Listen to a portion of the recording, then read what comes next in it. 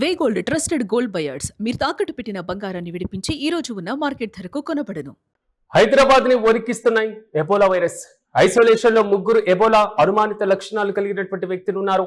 ఇప్పటికే సూడాన్ నుంచి శంషాబాద్ వచ్చినటువంటి వ్యక్తికి ఎబోలా లక్షణాలు ఉన్నాయి.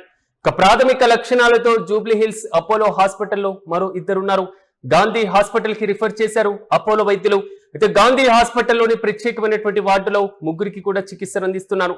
విదేశాల నుంచి ఒకే విమానంలో వచ్చారు ఈ ముగ్గురు బాధితులు. అనుమానిత రక్త నమూనాలను కూడా పూణే ల్యాబ్ కు పంపించడం జరిగింది. ల్యాబ్ రిపోర్ట్స్ వస్తేనే ఎబోలా పైన స్పష్టత వచ్చేటువంటి అవకాశాలు కనబడుతున్నాయి. ఇప్పటికే ఆఫ్రికా దేశాలు మరి ముఖ్యంగా పలు కీలకమైనటువంటి దేశాల్లో కూడా ఎబోలా వైరస్ ప్రకంపనలు సృష్టిస్తున్నటువంటి వైరం కూడా మనం గమనిస్తున్నాం. తీవ్రమైనటువంటి లక్షణాలతో మరి ముఖ్యంగా వ్యాధి కారకాలు ఎక్కువగా ఉన్నటువంటి పరిస్థితులు కోవిడ్ తో పోలిస్తే అత్యంత కీలకంగా వ్యాపించేటువంటి సిచ్యువేషన్స్ కూడా మనం చూస్తున్నాం. ప్రధానంగా సూడాన్ నుంచి భారత్ కు వచ్చిన శంషాబాద్ ఎయిర్పోర్ట్ కు వచ్చినటువంటి వ్యక్తికి నిన్న ఎబోలాకి సంబంధించినటువంటి లక్షణాలు ఉండడం గాంధీ హాస్పిటల్ కి తరలించినటువంటి వైనం. తాజాగా మరో ఇద్దరికి ఎబోలా లక్షణాలు ఉన్నట్లుగా అధికారులు గుర్తించారు. అపోలో హాస్పిటల్ నుంచి వీరిద్దరిని కూడా గాంధీ హాస్పిటల్ కి రిఫర్ చేశారు అపోలో వైద్యులు. మరి కాసేపట్లో ఈ ముగ్గురికి ప్రత్యేకమైనటువంటి వార్డులో చికిత్సను అందించబోతున్నారు గాంధీ వైద్యులు. ఇక ఇదే అంశంపై మరింత సమాచారం మా ప్రతినిధి సత్య అందిస్తారు. సత్య చెప్పండి, ఎబోలా వైరస్ కి సంబంధించిన ఒక్క వ్యక్తి లక్షణాలతోనే ఇప్పటికే కలకలం రేపుతున్నటువంటి నేపథ్యం. ఒకే విమానంలో వచ్చినటువంటి ముగ్గురు బాధితులు కూడా సేమ్ లక్షణాలు కనబడుతున్నాయి. రిపోర్ట్స్ ఎప్పటి వరకు వచ్చేటువంటి అవకాశం కనబడుతుంది? పూర్తి అప్డేట్స్ ఏంటి?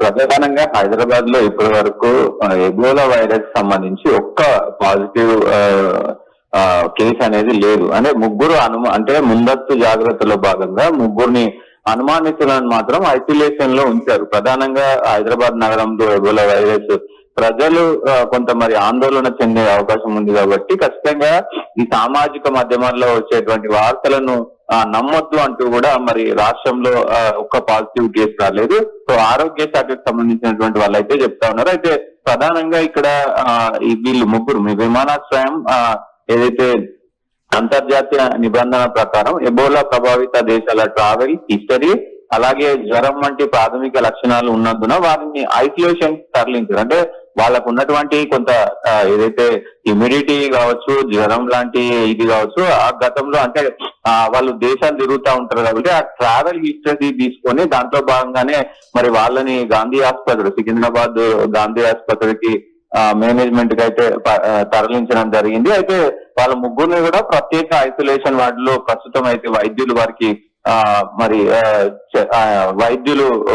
వైద్యుల పర్యవేక్షణలో దానికి సంబంధించినటువంటి చికిత్స అయితే అందుతుంది.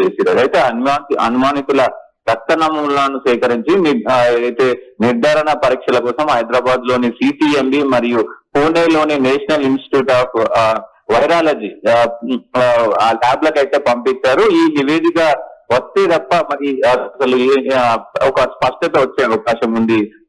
ప్రధానంగా ఇప్పుడు ఎవరైతే మీ ముగ్గురు ఉన్నారో ఈ లక్షణాలు ఉన్నవారు ఇద్దరు ముగ్గురు కూడా 21 రోజుల పాటు ప్రత్యేక పర్యవేక్షణలో ఉంటారు. ఎబోలా ప్రభావిత దేశాల నుంచి వచ్చి ఆ లక్షణాలు లేని ఇతరుల ప్రయాణికులను ఐసోలేషన్ లో కూడా మరి ఉంచాలని అయితే చూస్తా ఉన్నారు. గతంలో COVID-19 టైంలో కూడా మరి ఎట్లయితే ఐసోలేషన్ డేస్ ఉండేనో అవి బయట నుంచి వచ్చిన వారు కొంత అంటే ఏదైతే ఈ మొత్తం కూడా ఎబోలాకు సంబంధించినటువంటి ప్రపంచవ్యాప్తంగా ఈ ఎబోలా వైరస్ వ్యాపిస్తుంది కాబట్టి కొంత సమన్వయం అంటే వాళ్ళు వచ్చిన వాళ్ళే మరి సమన్వయం పాటించి ఖచ్చితంగా కొంత క్వారంటైన్ కు వెళ్ళి ఉండాలి అంటూ కూడా మరి ఇప్పటికీ అంటే ఒకే ఫ్లైట్ లో వచ్చినటువంటి వారికి సేమ్ లక్షణాలు కనిపిస్తున్నాయి కాబట్టి రిపోర్ట్స్ పాజిటివ్ ఉన్నా నెగిటివ్ ఉన్నా ఇప్పటికే ఆ ఫ్లైట్ లో జర్నీ చేసిన వేరే వాళ్ళని కూడా అప్రమత్తం చేశారా? వాళ్ళని కూడా ఐసోలేషన్ లో ఉంచేటువంటి అవకాశాలు ఏమైనా కనబడుతున్నాయి?